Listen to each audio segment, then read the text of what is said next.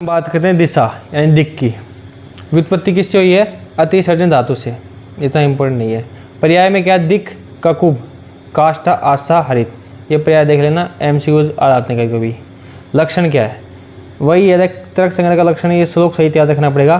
प्राची आदि व्यवहार हेतु दिक्। काल में क्या आया था? अतीत आदि व्यवहार, ठीक है ना। तो ये प्राची आदि मतलब, प्राची मतलब आदि दिशाएं हैं, 10 दिशाएं हैं, उनके आदि व्यवहार को दिशा कहते हैं। स च एक है, नित्य और विभु मतलब विभु है, वह एक है, नित्य है और विभु है। क्या है? प्राची आदि के व्यवहार के कारण को दिशा कहते हैं। वह एक होती है, नित्य होती है, विभु होती है। अब दिशाएं गुण कितने होते हैं? 5 होते हैं, वही 5 गुण होते हैं। संख्या, परिमाण, पृथकत्व, संयोग, विभाग। अब उसको पढ़ते हैं। संख्या में दिशा 1 होती है, लेकिन उपाधि वैसे 10 प्रकार की होती है।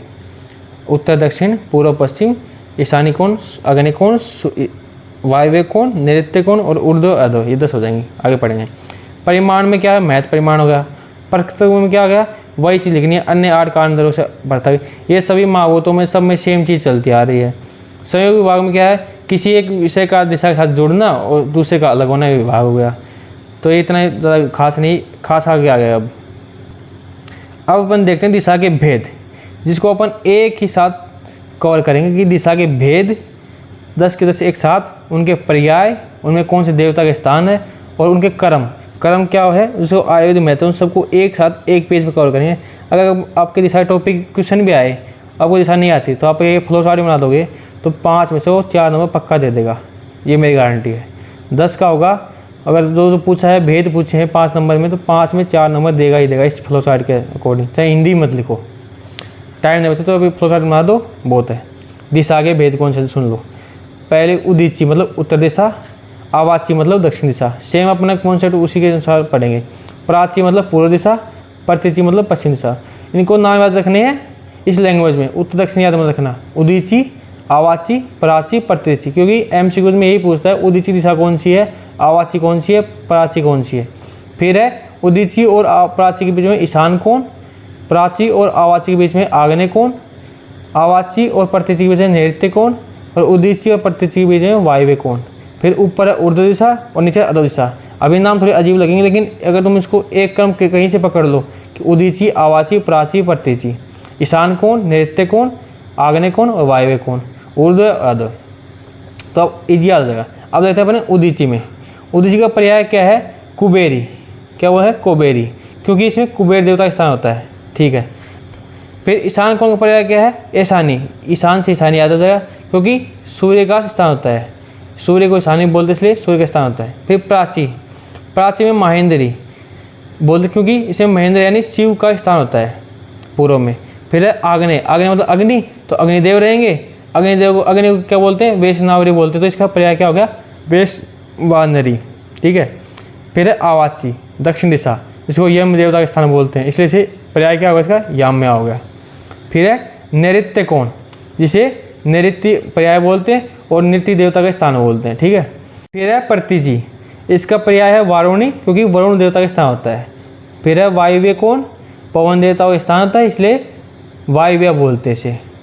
फिर ऊर्ध्व दिशा, जो ऊपरी दिशा है उसमें ब्रह्मा देवता का स्थान होता है, इसलिए ब्राह्मी बोलते हैं, और अधो दिशा में नाग देवता का स्थान होता है, इसलिए नागी बोलते हैं। ये तो हो गया कि दिशा के भेद, उनके पर्याय और किस देवता का स्थान होता है, ये मतलब एक शॉर्ट में उनका वर्णन हो गया। अब आयुर्वेदिक महत्व में दिशा के लिखेंगे तो उसमें कर्म आते हैं कि फार्मेसी में दिशा के अकॉर्डिंग कैसे, जैसे कि अपन देखते हैं घर में किस दिशा में कौन सी चीज़ होनी चाहिए, तो उस अकॉर्डिंग है। जो उदीची दिशा है उसमें कर्म कौन सा होता है? धातु कर्म होता है, मतलब धातु के संबंध जो भी कार्य करता है वो उदीची दिशा में किया जाता है। ईशान कोण में क्या करते हैं? द्रव्यों का संग्रहण करते हैं, जो भी द्रव्य होते हैं उनका संग्रहण ईशान कोण में करते हैं। प्राची में क्या करते हैं? शिव प्रतिमा का स्थापन करते हैं। आग्नेय कोण में अग्निकर्म करते हैं। आवाची में पाषाण कर्म करते हैं, दक्षिण है पत्थर तोड़ते, पत्थरों काम करते हैं। नैऋत्य कोण में शस्त्र कर्म करते हैं। प्रतिची में छालन कर्म करते हैं, धोने कार्य करते हैं।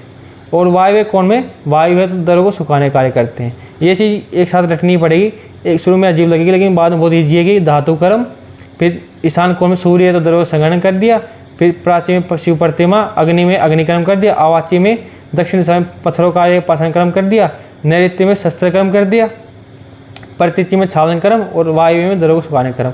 ये अपने को दिशा के 10 भेद इसी के अकॉर्डिंग लिख दोगे, तुम्हें पूरे के पूरे नंबर मिल जाएंगे।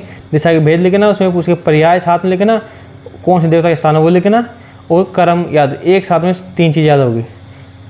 अब देखते हैं दिशा का आयुर्वेदिक महत्व। पहला महत्व तो वही एक कर्म तो अपने फ्लो चार्ट में देख लिया कि साल में कैसे करते हैं।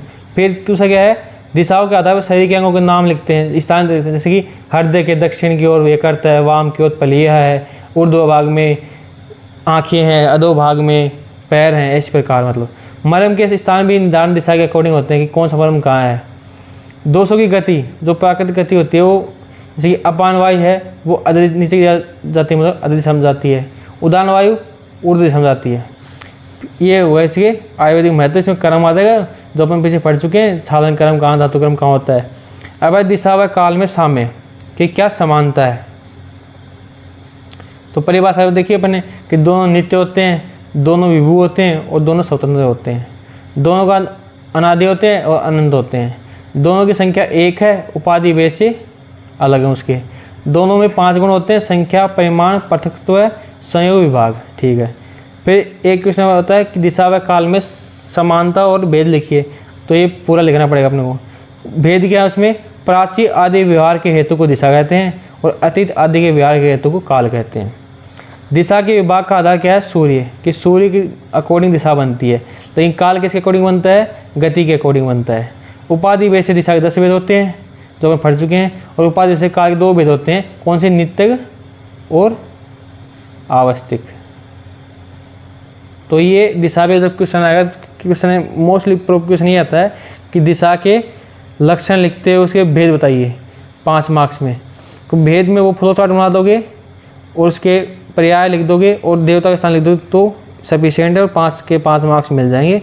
10 में आएगा तो भेद के साथ उसका आयुर्वेदिक महत्व पूछ लेगा, तो महत्व में 2-3 पॉइंट लिख देना, और फिर अगर एक 5 नंबर क्वेश्चन बनता है दिशा व काल में समानता और भेद लिखिए, तो ये इसका 5 नंबर बन गया। तो इसके साथ अपना दिशा खत्म हुआ। आगे अपन देखेंगे आत्मा और मन।